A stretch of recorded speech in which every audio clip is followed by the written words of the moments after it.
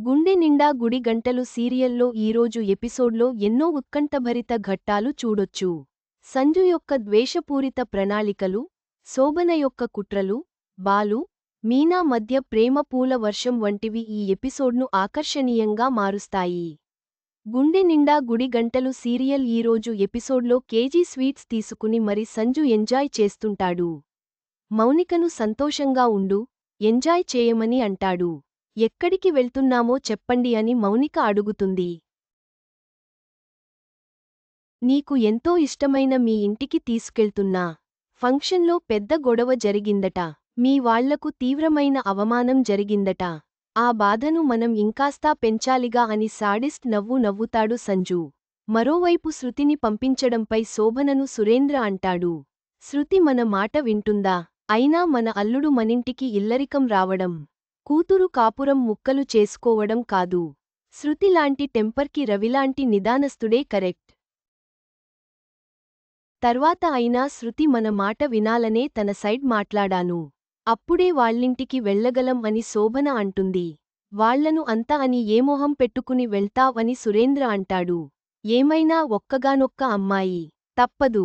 ప్రభావతిని మెల్లిగా మచ్చిక చేసుకుని మళ్లీ ఇల్లరికం వచ్చేలా ప్లాన్ చేస్తాను అని శోభన అంటుంది. మరోవైపు మీనాకు తినడానికి పెద్దగా ఏముండదు. అయినా అది మీనా తింటుంటే ప్రభావతి వచ్చి తిడుతుంది. మధ్యాహ్నం టైంకు టిఫిన్ తింటున్నా. మళ్ళీ అరగకుంటే అటు ఇటు నడవాలి అని ప్రభావతినే ఇండైరెక్ట్గా సెటైర్లు వేస్తుంది మీనా. ఇంతలో బాలు వచ్చి విజిల్ కొడతాడు. రవి, శృతి వస్తారు. దాంతో అంతా సంతోషిస్తారు. ఎంత బెంగ పెట్టుకున్నానో తెలుసా అని ప్రభావతి అంటుంది. తర్వాత బాలును అంటుంది ప్రభావతి. ఇప్పుడు మీ సమస్య తీరిపోయింది కాబట్టి మళ్ళీ నా మీద పడుతుందే. మళ్ళీ కథ ముందుకు వచ్చింది అని రోహిణి లోపల భయపడుతుంది.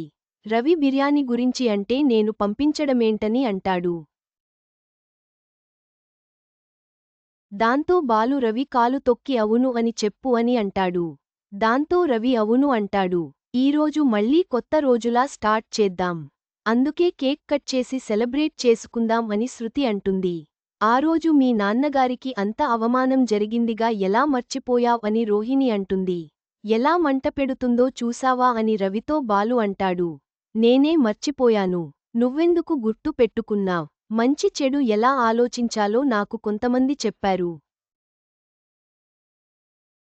ఇకనుంచి పాతవన్నీ ఎవ్వరూ మనసులో పెట్టుకోవద్దు అని శృతి అంటుంది. తర్వాత శృతి, రవి కేక్ కట్ చేస్తారు. భార్యాభర్తలంతా ఒకరినొకరు తినిపించుకోండని శృతి చెబుతుంది. అలాగే తినిపించుకుంటారు. ఇంతలో సంజు, మౌనిక వస్తారు. నా పుట్టింటివాళ్లు బాధలో ఉంటే మీలా సంతోషించలేను అని మౌనిక రానంటుంది.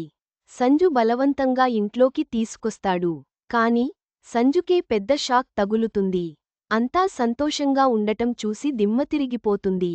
మౌనిక మాత్రం సంతోషిస్తుంది. మౌనికను చూసి అంతా సంతోషిస్తారు. సంజు మాత్రం ఉక్రోశంతో ఊగిపోతాడు. ఇది కదా నేను కోరుకునేది. అలాగే అందరూ ఉన్నారు అని మౌనిక అంటుంది.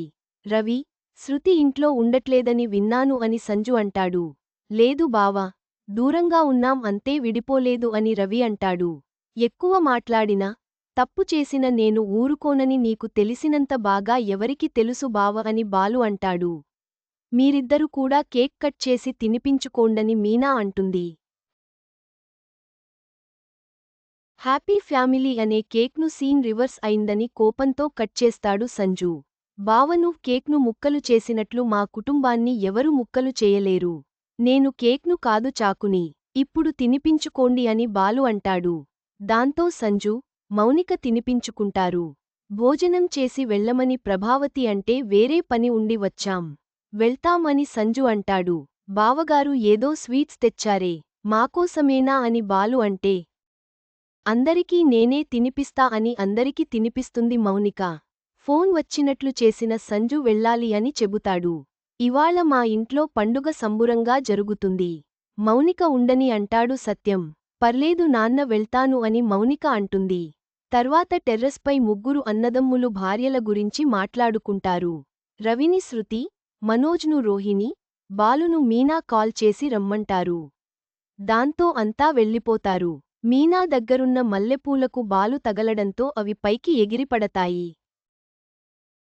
మీనాపై బాలు పడిపోతాడు. వారిద్దరిపై మల్లెపూల వర్షం కురుస్తుంది. మీనా, బాలు రొమాంటిక్గా చూసుకుంటారు. అక్కడితో నేటి గుండె నిండా గుడిగంటలు సీరియల్ ఎపిసోడ్ ముగుస్తుంది. చివరకు, కుటుంబ సభ్యులందరూ కలిసి కేక్ కట్ చేసి, పాత వివాదాలను మరిచిపోయి, కొత్త జీవితాన్ని ప్రారంభిస్తారు. ప్రేమ, క్షమించుకునే గుణాలు ఈ ఎపిసోడ్ను ప్రత్యేకంగా చేస్తాయి.